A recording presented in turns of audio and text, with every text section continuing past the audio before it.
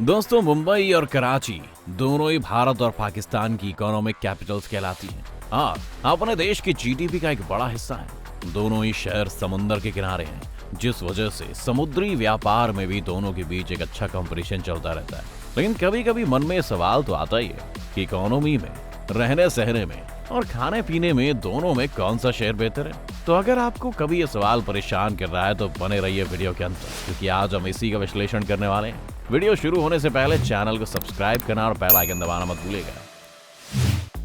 सबसे पहले बात करते हैं कराची की, वो शहर जो पाकिस्तान के 95% फॉरेन ट्रेड के लिए जिम्मेदार है। कराची में कई इंडस्ट्रीज हैं, जिस वजह से कराची की पॉपुलेशन 1.64 करोड़ है, जिसमें से 20 लाख बंगाली, 1 लाख अफगानी और 4 लाख रोहिंग्या रहते हैं। और कराची की पॉपुलेशन में हर साल 2.27% की ग्रोथ देखने को मिलती है। कराची के पास मुस्लिम वर्ल्ड का सबसे बड़ा शहर होने का खिताब भी है। कराची को 1729 में कुछ बलोच ट्राइब्स ने बसाया था और इसे उन्होंने कालोची कहा, पर वक्त गुजरते गुजरते यहाँ का नाम बदलकर कराची हो गया। वही मुंबई भारत की जान है, न सिर्फ अपनी बड़ी बड़ी इंडस्ट्रीज और मोटे व्यापार के कारण, लेकिन इसलिए भी क्योंकि इसी शहर में पूरा बॉलीवुड बसता है। मुंबई में इस वक्त 2 करोड़ से भी ज्यादा लोग रहते हैं, जिनमें लगभग सभी धर्मों के लोग शामिल हैं। फिर वो 65.99% हिंदू हो या 20.65% मुस्लिम्स। मुंबई में बुद्धिस्ट और जैन पॉपुलेशन काफी है और इसके अलावा वहाँ 3.37% क्रिश्चियंस भी बसते हैं। मुंबई पहले आइल ऑफ बॉम्बे, कोलाबा, माहिम, पारेल और वर्ली समेत 7 अलग अलग आइलैंड्स में बटा हुआ था, जिसमें हजारों सालों से कोली और आगरी समाज के लोग रहते थे।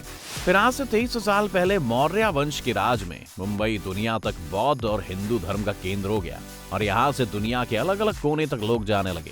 17वीं शताब्दी में पुर्तगालियों से लड़कर अंग्रेजों ने यहाँ कब्जा कर लिया और ब्रिटिश राज के अधीन आ गया। 1900 से बॉम्बे नाम मिला और 1995 के बाद इस शहर का नाम मुंबई है।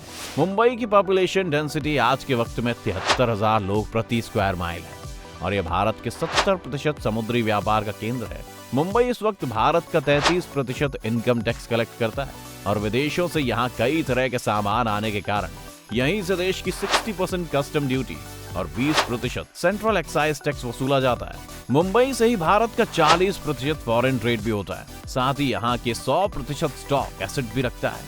मुंबई का बॉम्बे स्टॉक एक्सचेंज दुनिया के कुछ पुराने स्टॉक एक्सचेंजेस में से एक है। वहीं कराची की बात की जाए तो कराची की पॉपुलेशन डेंसिटी 63,000 लोग प्रति स्क्वायर माइल है, जो मुंबई से कम है। साथ ही कराची से पाकिस्तान का 1/3 रेवेन्यू निकलता है। कराची इसके अलावा पाकिस्तान के 30% इंडस्ट्रियल आउटपुट के लिए भी जिम्मेदार है। मुंबई में एक एवरेज आदमी की सैलरी 36,600 रुपए, जिसमें से सबसे कम कमाने वालों की औसत आय 9,260 रुपए, जबकि सबसे ज्यादा कमाने वालों की औसत आय 1,63,000 रुपए। कराची में एवरेज सैलरी 88,000 पाकिस्तानी रुपए, जो इस वक्त 37,000 भारतीय रुपयों के करीब है। इसके अलावा पाकिस्तान में सबसे कम कमाने वालों की संख्या 9,387 रुपयों के करीब है, तो सबसे ज्यादा कमाने वालों की औसत आय 1,65,000 भारतीय रुपयों के करीब है। यानी कराची के लोग औसतन मुंबई से ज्यादा पैसा कमाते हैं। लेकिन ये बात भी ध्यान देने लायक है कि कराची की जीडीपी इस वक्त 164 बिलियन डॉलर्स की है, जो पाकिस्तान की कुल जीडीपी का 20% है।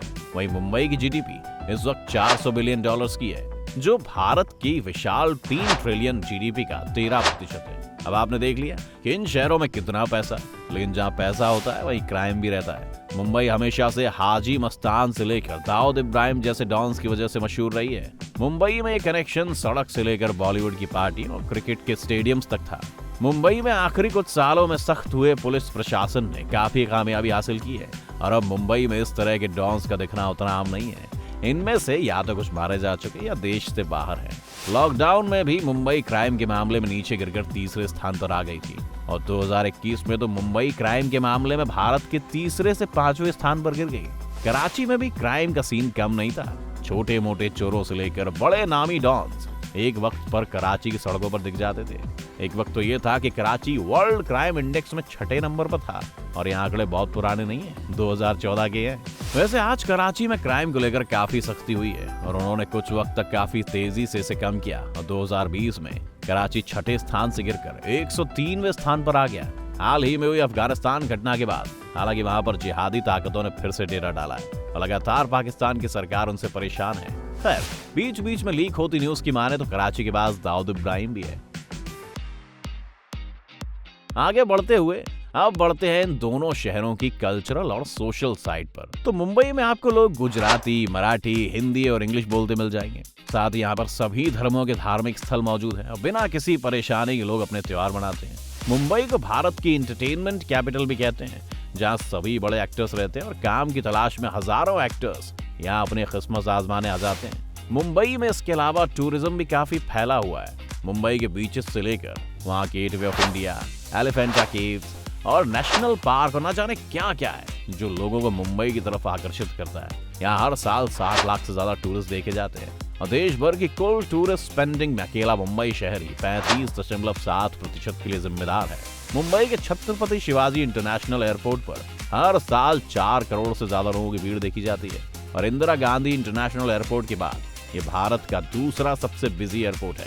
कराची में आपको लोग उर्दू और इंग्लिश बोलते ज्यादा मिलेंगे और मक्का और मदीना के बाद तीसरा सबसे बड़ा मस्जिद कराची शहर में ही है। कराची इसके अलावा अपने मुशायरों के लिए भी काफी मशहूर है, जहाँ पाकिस्तानी लिटरेचर की बड़ी हस्तियों से लेकर नए उभरते शायर भी आपको मिल जाएंगे। कराची का जिन्ना इंटरनेशनल एयरपोर्ट हर साल 6 लाख लोगों की भीड़ देखता है और वैसे तो कराची ज्यादातर अपने बिजनेस के लिए जाना जाता है, लेकिन वहाँ पर क्लिफ्टन बीच, फ्रेंच बीच और लकी वन मॉल जैसी चीजें भी हैं। आपको बता दें कि लकी वन मॉल पूरे साउथ एशिया का सबसे बड़ा मॉल है। इसके अलावा वहां पर अंग्रेजों के दौर से चली आ रही मशहूर एम्ब्रेस मार्केट भी है, जिसे देखने लोग आते रहते हैं। कराची के बारे में जो एक और बात बहुत मशहूर है वो है यहाँ का खाना। कराची में आपकी बिरयानी और पाया से लेकर उत्तर प्रदेशी, बंगाली और बिहारी थाली तक मिल जाएगी, लेकिन खाने के मामले में मुंबई भी कम नहीं है, जहाँ मुंबई में आपको नॉर्थ से साउथ इंडियन हर तरह का कुजीन मिल जाएगा। वहीं मुंबई का पाव वहाँ की खासियत है। वहाँ का वड़ा पाव, मिसल पाव, या और बहुत तरह के पाव। साथ ही मुंबई के पास लोकल ट्रेन और मेट्रो की सुविधा भी है, जो अभी कराची में नहीं है। साथ ही कराची का मौसम भी काफी गर्म रहता है, जहाँ मई के वक्त गर्मी 40 डिग्री सेल्सियस तक भी पहुँच जाती है। वहीं मुंबई की बात अगर की जाए तो मुंबई के इतिहास में सबसे गर्म दिन वहाँ तापमान 36 डिग्री तक पहुँचा था और ज्यादातर वहाँ पर गर्मी नहीं रहती। तो ये थी दोनों शहरों के बारे में कुछ दिलचस्प बातें। उम्मीद है आपको ये वीडियो देखकर मजा आया होगा। हमें कमेंट्स में जरूर बताएं और आपको जिंदगी भर किसी शहर में रहने का मौका मिले तो आप कहाँ रहना पसंद करेंगे। वीडियो पसंद आई हो तो वीडियो को लाइक और चैनल को सब्सक्राइब करना ना भूलें।